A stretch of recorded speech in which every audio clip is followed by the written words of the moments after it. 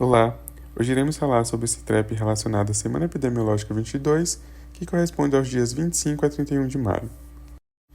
O CITREP vai abordar sobre a síndrome gripal e síndrome respiratória aguda grave, influenza aviária, arboviroses, mpox, sarampo, alerta meteorológico, cólera, febre amarela e tosferina. Se tratando de síndrome gripal, na semana epidemiológica 22, foram 7.500 atendimentos relacionados à síndrome gripal na APS. A proporção de atendimentos na APS por síndrome gripal e outros atendimentos é de aproximadamente 11%. Se tratando dos números relacionados às internações por síndrome gripal, o número de novas internações na enfermaria na semana epidemiológica 22 foi semelhante ao observado na semana epidemiológica anterior. Porém, quanto às internações em UTI, os números da semana epidemiológica 22 são cerca de 10 vezes maior do que o observado na semana epidemiológica 21. Com relação aos principais tipos de vírus detectados por PCR no mês de maio, na semana epidemiológica 21, o vírus detectado com maior frequência foi a influenza A, 36%, seguido do rinovírus e do vírus sincicial respiratório. Esse cenário se difere do que foi observado nas semanas 19 e 20, em que o vírus sincicial respiratório era o principal vírus detectado por meio de PCR.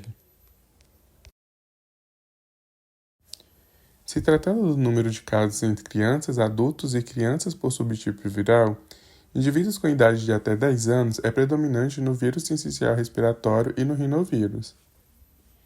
Na influenza A, a faixa etária predominante foi de 10 a 60 anos, mas também houve um elevado número em pessoas com idade menor a 10 anos. Com relação à incidência de SRAC no Brasil, até a semana epidemiológica 21, o estado do Mato Grosso, Distrito Federal, Acre e Rondônia apresentam os maiores coeficientes de incidência por 100.000 habitantes.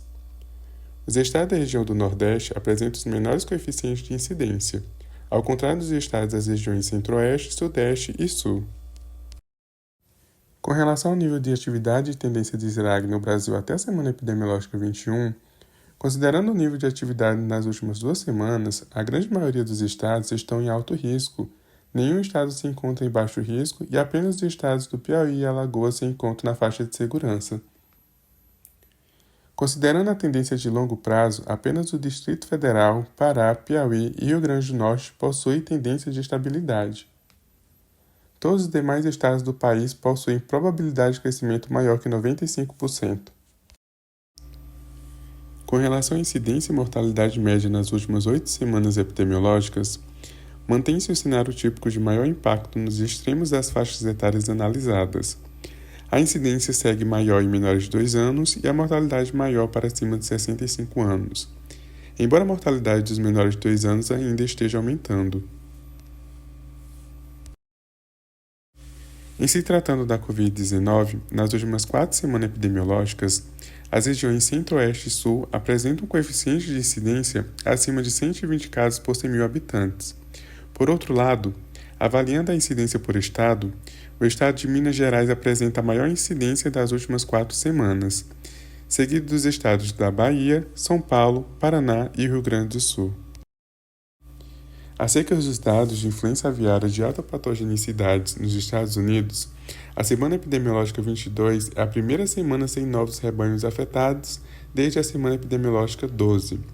Desde o início do surto, foram reportados 1.074 focos em rebanhos, com maior concentração nos estados da Califórnia, Idaho e Colorado.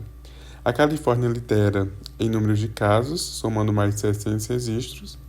Apesar da trégua momentânea, o cenário segue em monitoramento rigoroso, dada a magnitude e o impacto do surto.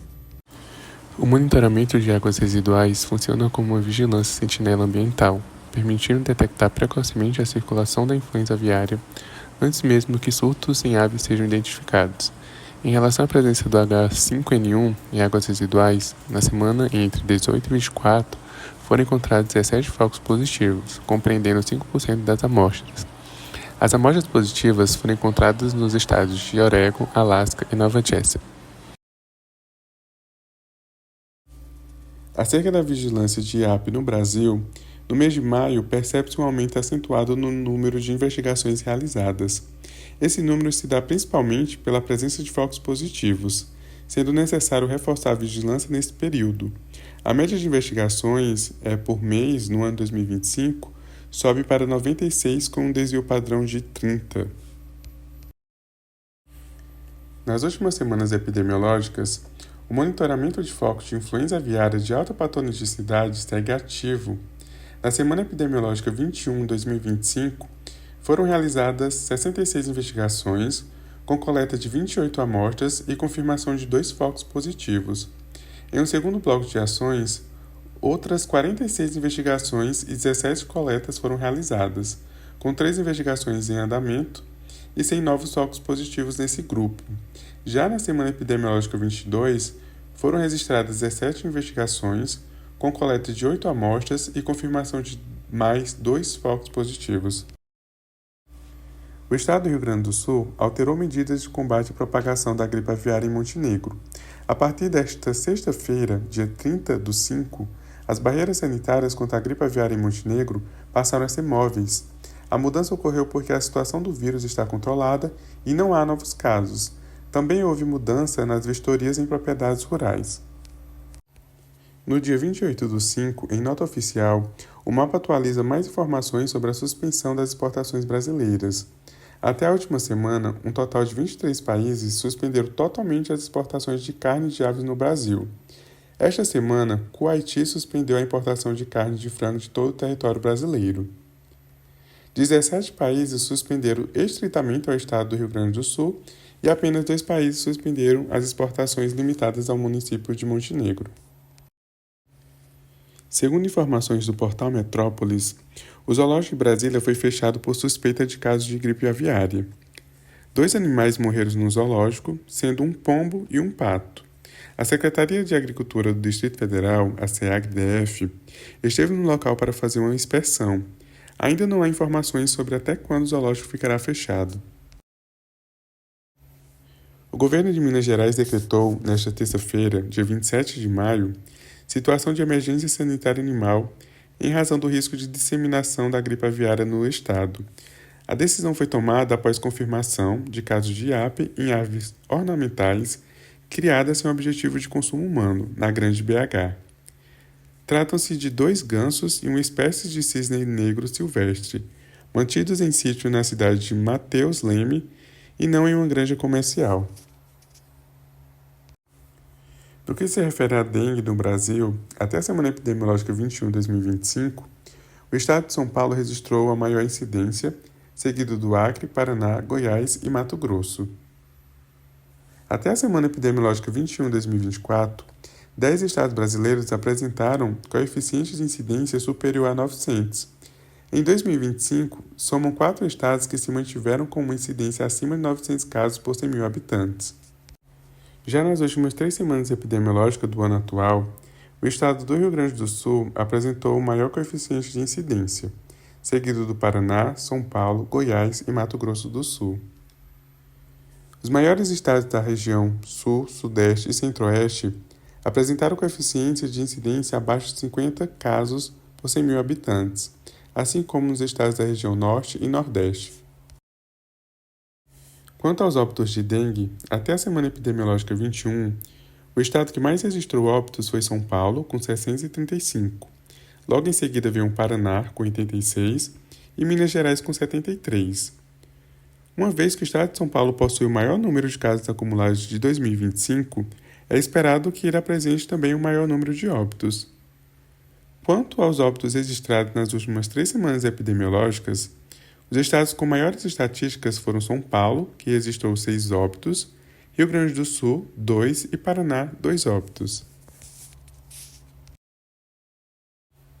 Em relação ao coeficiente de letalidade em casos graves, apesar do estado de São Paulo ser o que apresenta o maior número de óbitos registrados nas últimas 3 semanas, a maior letalidade em casos graves foi registrada nos estados de Tocantins, com um caso grave que evoluiu a óbito, Alagoas, com 4 casos graves e um óbito, e Pernambuco, com 6 casos graves e também um óbito.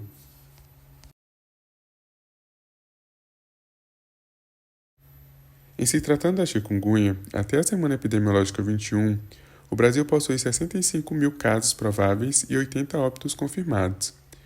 O estado do Mato Grosso apresenta um aumento no coeficiente de incidência em comparação ao mesmo período do ano 2024. E o estado de Minas Gerais apresenta uma redução na incidência de aproximadamente 95% em relação ao ano anterior.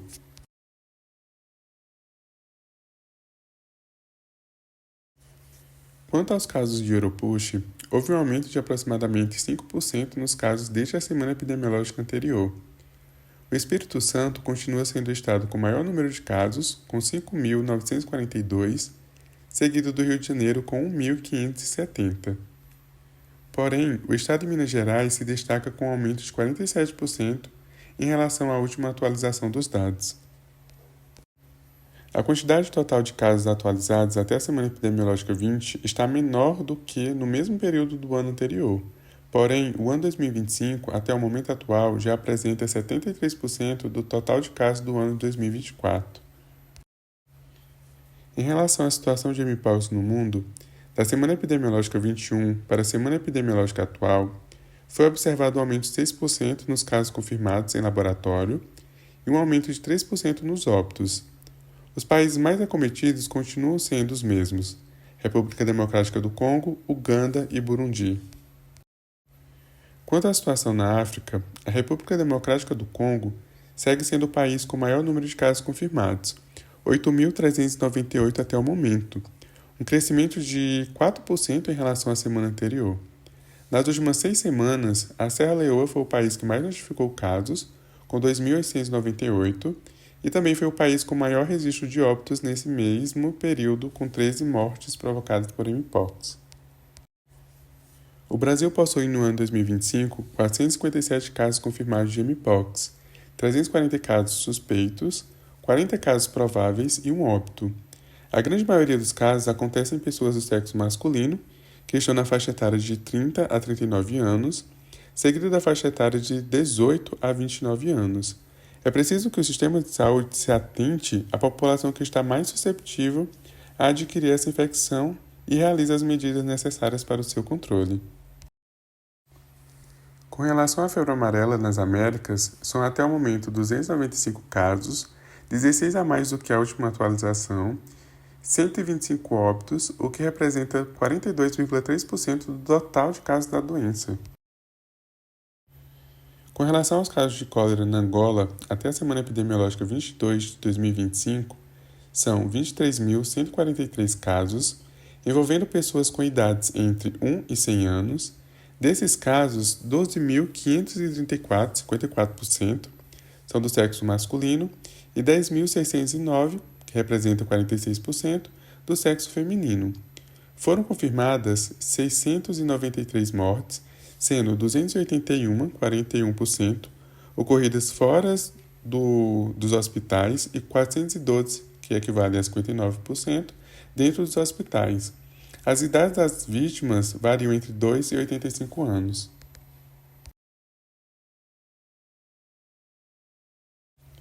Sobre o surto de sarampo dos Estados Unidos em 2025, até o momento já são 1.088 casos confirmados, distribuídos em 33 estados. O número de hospitalizações também preocupa. São 133 registros, com 3 óbitos associados à doença. Na última atualização, foram notificados mais 46 casos, com expansão para 2 novos estados e 5 novas hospitalizações. Sobre os números de sarampo mensal, o maior número de casos confirmados foi registrado em março, com 483 confirmações, seguido por janeiro e abril, com 253 e 240 casos, respectivamente. Até maio, já são 82 casos notificados. Dados apontam que a hospitalização tem maior impacto entre crianças menores de 5 anos, com maior proporção de internados entre os grupos etários, somando 22%. Outro dado preocupante é que 96% dos pacientes confirmados estavam não vacinados ou com status vacinal desconhecido.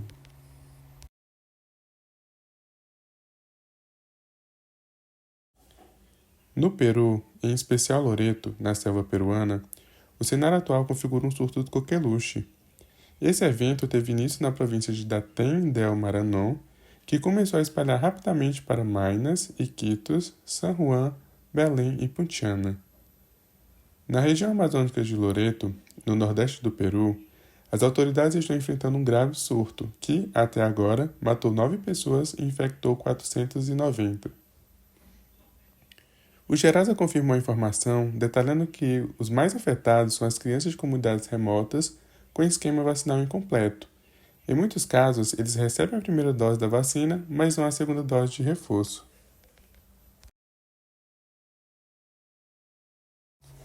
A previsão do Instituto Nacional de Meteorologia para o mês de junho indica chuvas acima da média nas porções norte e leste da região Nordeste, Rio Grande do Sul e norte da região Norte. Para a região Nordeste, são previstas chuvas acima da média no norte do Maranhão, Piauí e Ceará, assim como na faixa desde a Paraíba até Sergipe, com volumes que podem ultrapassar os 80 milímetros.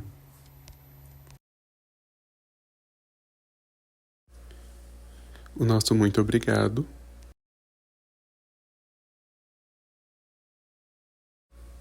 E esses são os autores e o revisor do CITREP.